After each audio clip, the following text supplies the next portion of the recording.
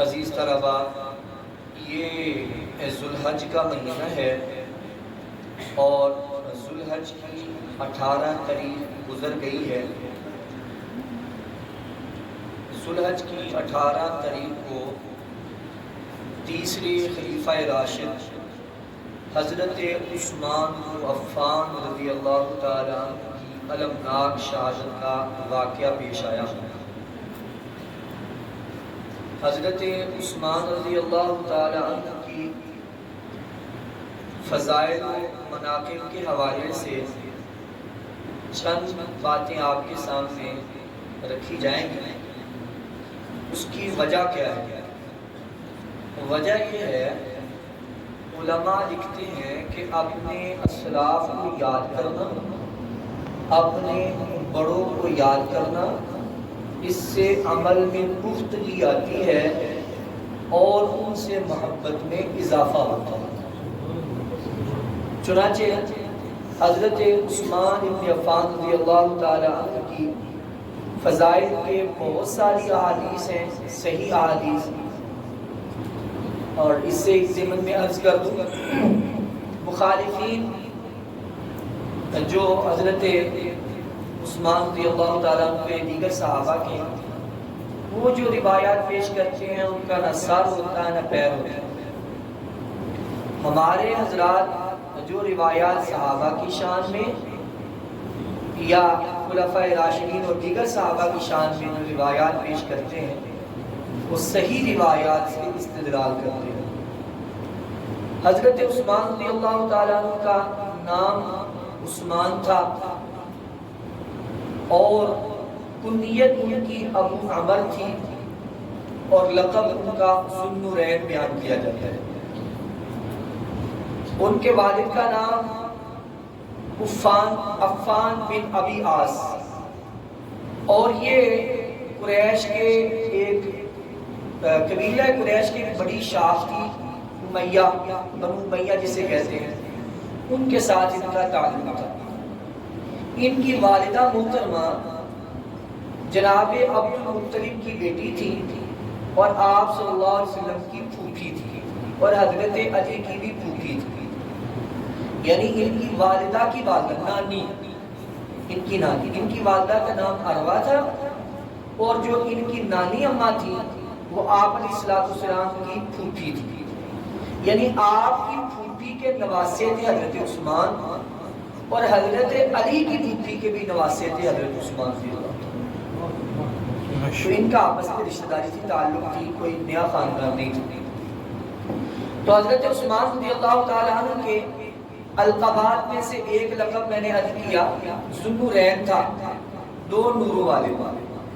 تو علماء نے اس کا مطلب یہ بیان کیا ہے کہ آقا علیہ السلام نے اپنی دو بیٹیوں کا رشتہ حضرت عثمان رضی اللہ تعالیٰ عنہ سے کیا۔ چنانچہ آپ صلی اللہ علیہ وسلم نے حضرت عثمان کے قبول اسلام کے بعد ہی، اور یہ جیسے میں نے آیت پڑھی والسابقون الاولون، جن کے لیے اعدَّ لَهُمْ تَجْرِی مِن تَحْتِهَا الْأَنْہَارُ، یہ اللہ رب العزت نے جنت کے باغات تیار کیے ہیں، ان میں سے ابتدائی اسلام لانے والے صحابہ میں سے کہ حضرت ابوبکر صدیق رضی اللہ تعالیٰ اسلام لانے کے بعد تبلیغ شروع کی، جو جن ابتدائی لوگوں نے اسلام قبول کیا ان میں سے حضرت عثمان بھی تھے۔ تو قبول اسلام کے تھوڑی دیر بعد ہی، کچھ مہینوں بعد ہی حضرت عثمان کا نکاح آپ صلی اللہ علیہ وسلم نے اپنی پیاری بیٹی حضرت رقیہ سے کر دیا۔ کوئی بندہ بھی سمجھدار جس کو اللہ رب العزت نے عقل فہم دیا ہوگا، وہ جب اپنی رشتہ داری کسی سے قائم کرتا ہے، اپنی بیٹی کا رشتہ کسی کو دیکھتا ہے، تو ظاہر ہے اس میں وہ صاف دیکھتا ہے کہ وہ بندہ سمجھدار ہے، عقل مند ہے، نیک ہے، قبیلہ خاندان والا ہے، تبھی تو اس کو اپنی بیٹی کا رشتہ دیتا ہے۔ ہم میں سے آج کے گزرے دور میں تو آقا علیہ السلام سب سے زیادہ عقل مند، ذہین، فطین، تاجدار حیا، یہ سارے اوصاف کمال درجے میں آقا علیہ السلام میں موجود تھے، آقا علیہ السلام نے اپنی بیٹی کے رشتے کا انتخاب اپنی دمادی کا رشتہ جن سے قائم کیا وہ حضرت عثمان تھے۔ ظاہر ہے کہ ان میں یہ اوصاف جو اوصاف کمال اور جمال، یعنی بندے میں اچھا ہونے میں، اس کی با اخلاق ہونے میں، اس کا لوگوں میں اچھی شہرت رکھنے والا ہونے میں جو کمال درجہ اوصاف جو حضرت عثمان میں موجود تھے، تبھی آقا علیہ السلام نے اپنی دمادی کے رشتے کے لیے حضرت عثمان کو چنا۔ اور پھر حضرت عثمان رضی اللہ تعالیٰ عنہ کے نکاح میں اپنی دوسری بیٹی جب حضرت رقیہ کی وفات ہو گئی تو حضرت ام کلثوم بھی تھی۔ تو علماء نے ریاض النظرہ کے حوالے سے حدیث نقل کی ہے کہ آقا علیہ السلام نے فرمایا اگر میری 40 بیٹیاں بھی ہوتی تو میں یکے بعد دیگرے عثمان کے نکاح میں دیتا۔ اور ایک اور روایت ہے کہ اگر میری 100 بیٹیاں بھی ہوتی تو میں یکے بعد دیگرے حضرت عثمان کے نکاح میں دے دیتی۔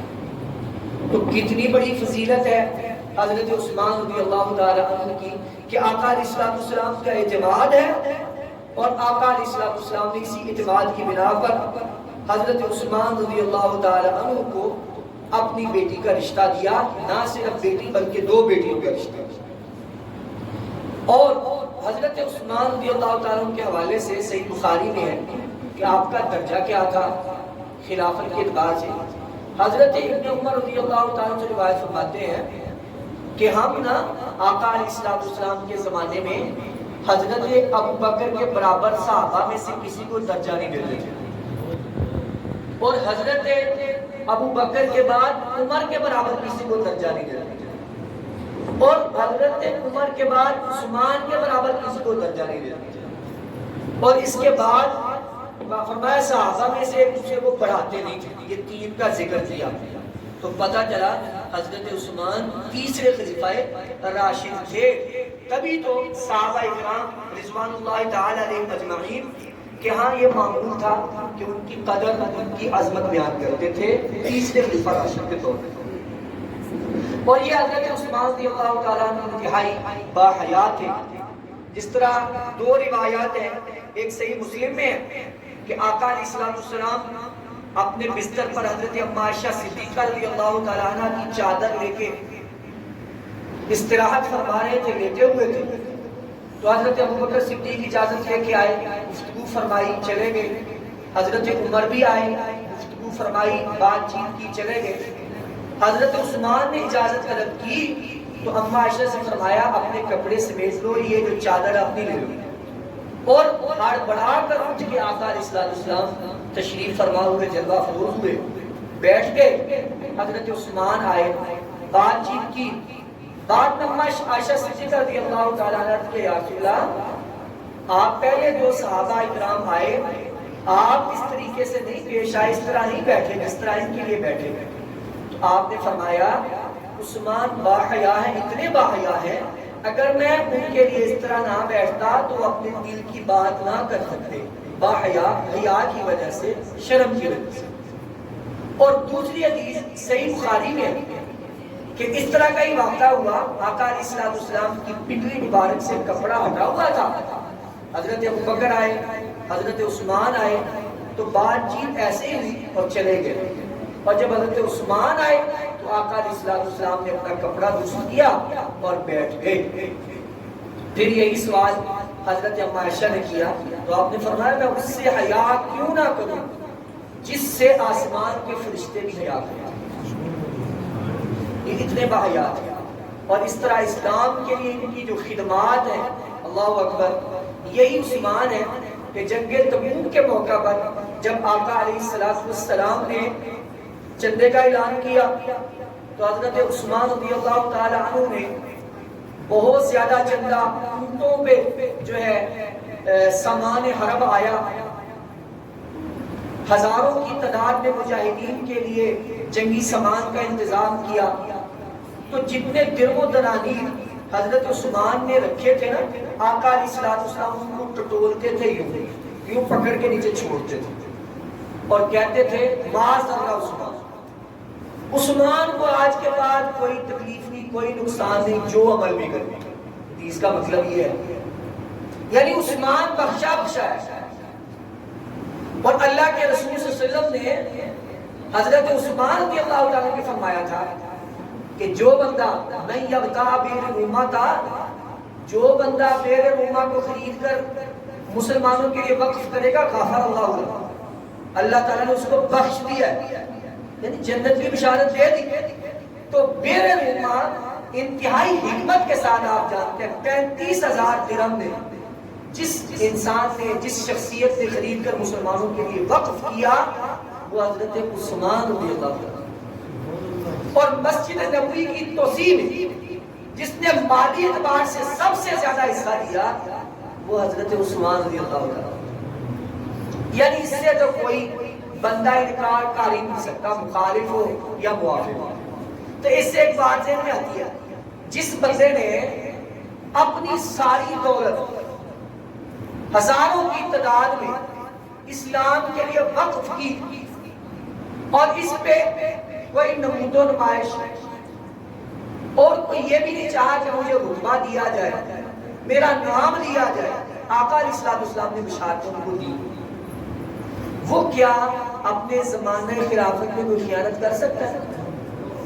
ان کو ضرورت ہی کیا تھی؟ یعنی ہماری زبان میں یوں کہیں تو رجے پجے آتے تھے، ان کے پاس ہر چیز دنیا کی تھی اور وہ ہر چیز آقا علیہ السلام اور اسلام پر نشاور کر رہے تھے. تو پتا چلا یہ جو بناوٹی باتیں ہیں سب من گڑت ہے جو ان کی طرف منسوب کی جاتی ہے. اور پھر حضرت عثمان کے فضائل میں آپ نے پڑھا یہ بھی ہے کہ حضرت عثمان کو یہ فضیلت حاصل ہے کہ آقا علیہ السلام نے اپنا ہاتھ عثمان کا ہاتھ کہا. اور حضرت عثمان رضی اللہ عنہ سفیر رسول ہے، اللہ کے رسول نے آپ کو سفیر بنا کے بھیجا. سفیر اس کو بنایا جاتا ہے جو ملک کا رازدان، سفیر اس کو بنایا جاتا ہے جو ملک کے معاملات صحیح طور پر لوگوں کے سامنے پیش کرے.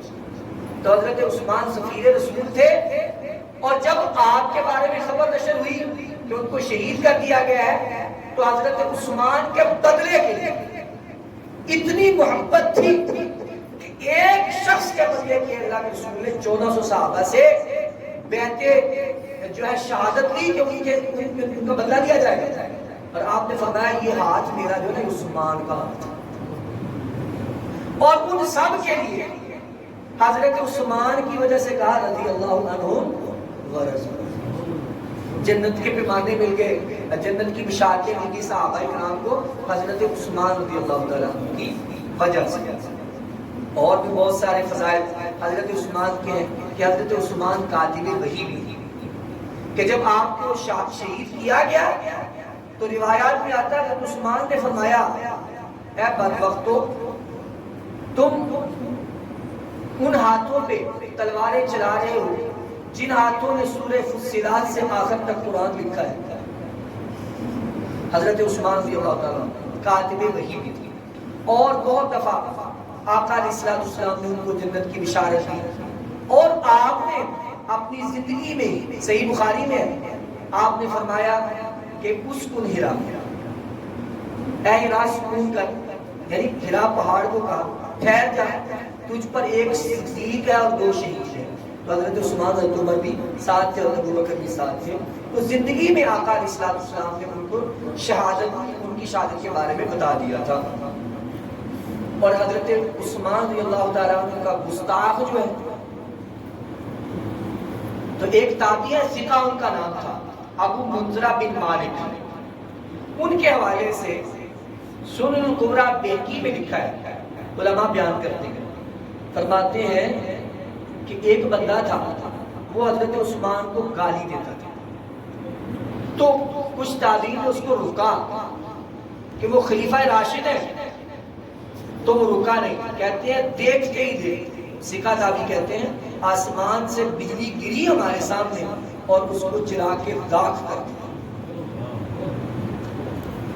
اور حضرت عثمان کا گستاخ جو تھا آقا علیہ السلام نے اس کا جنازہ پڑھنے سے انکار کیا. ترمذی شریف میں حدیث ہے. تو یہ فضائل عثمان رضی اللہ تعالیٰ عنہ. اور کچھ لوگ نا اس دن عید غدیر مناتے ہیں. کیا مناتے ہیں؟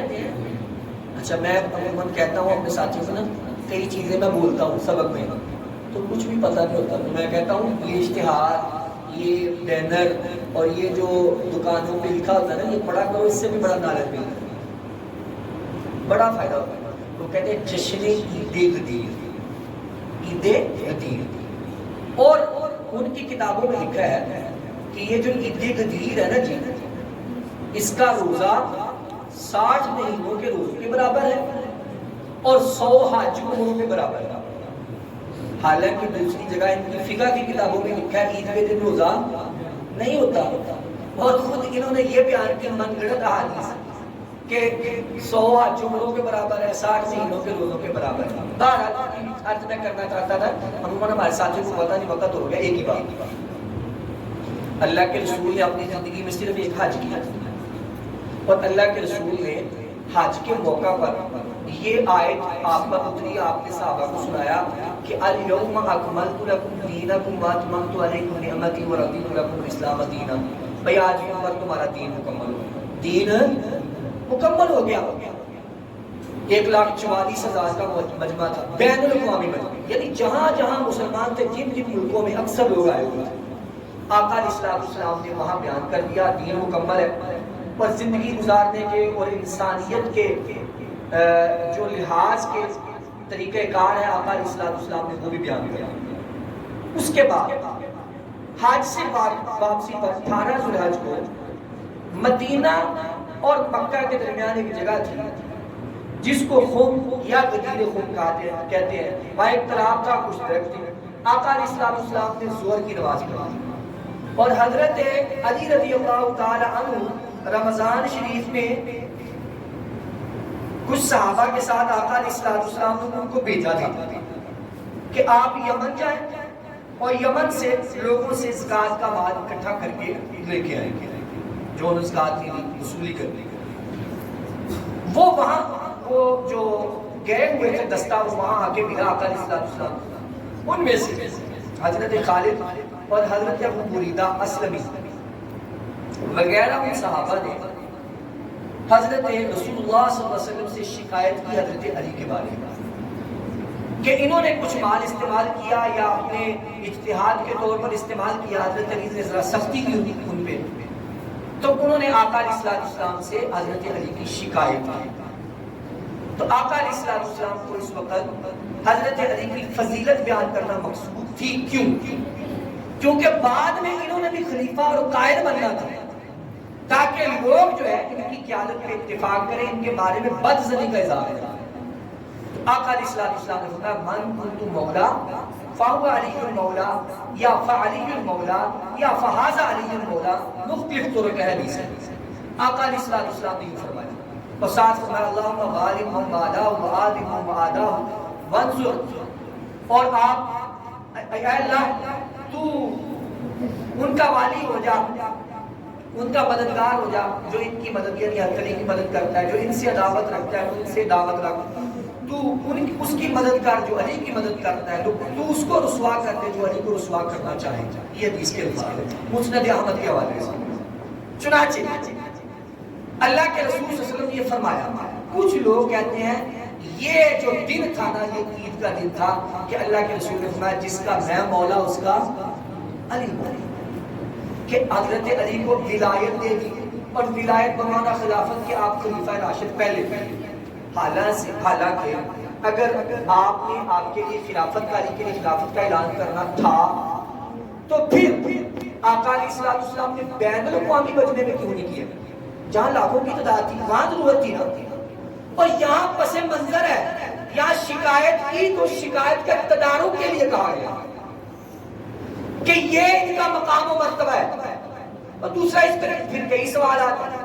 کہا کہ میں جس کا میں مولا اس کا علی مولا، تو اس کا مطلب یہ ہے آپ بھی حاکم ہیں، آپ بھی مولا ہیں، آپ بھی تصرف کا اختیار رکھتے ہیں اور علی بھی تصرف کا اختیار رکھتے ہیں. اور کسی ریاست میں کسی اسٹیٹ میں ایک ہی منصب پر 2 بندے ہو سکتے ہیں؟ اگر ایک منصب پر 2 بندے ہو تو لڑائی ہوتی ہے. اگر تم یہ کہو کہ آپ نے کہا اور اس حدیث کا مصداق یہ ہے تو پھر سیدھی سی بات ہے آپ کے برابر اپنے برابر اس کو درجہ دے رہے ہیں علی کو، اور علی کو اپنے برابر دے رہے ہیں تو ایک اسٹیج میں دو بندے گوارا نہیں ہو سکتے، نہ چل سکتے۔ اور اگر کیا آپ کے بعد ہے تو آپ نے بعدی کا لفظ استعمال نہیں کیا کہ میرے بعد خلیفہ، اور پھر اس کا پس منظر میں نے عرض کر دیا۔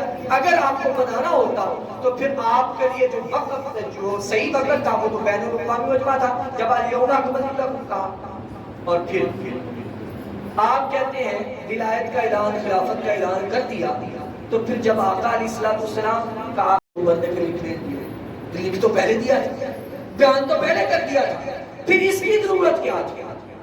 اور بھی بہت سارے اس پہ سوالات بیان ہو سکتے ہیں۔